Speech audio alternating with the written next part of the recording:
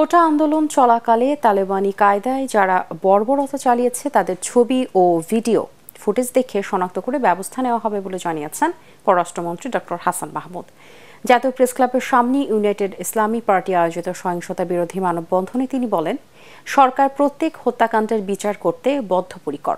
এ সময় ধর্মমন্ত্রী ফরিদুল হক খান জানান, ছাত্রদের ভুল বুঝিয়ে সহিংসতার পথে পরিচালিত করেছে বিএনপি ও জামায়াত শিবির ক্যাডাররা।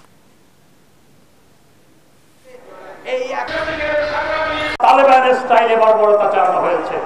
মধ্যযুগীয় বর্বরতাকেও তাদের এই বর্বরতা হার মানিয়েছে।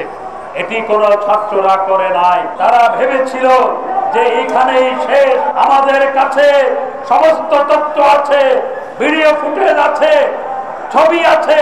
তদন্ত করে প্রত্যেককে আইনের আওতায় আনা হবে ইনশাআল্লাহ। কাউকে ছাড় দেওয়া হবে না।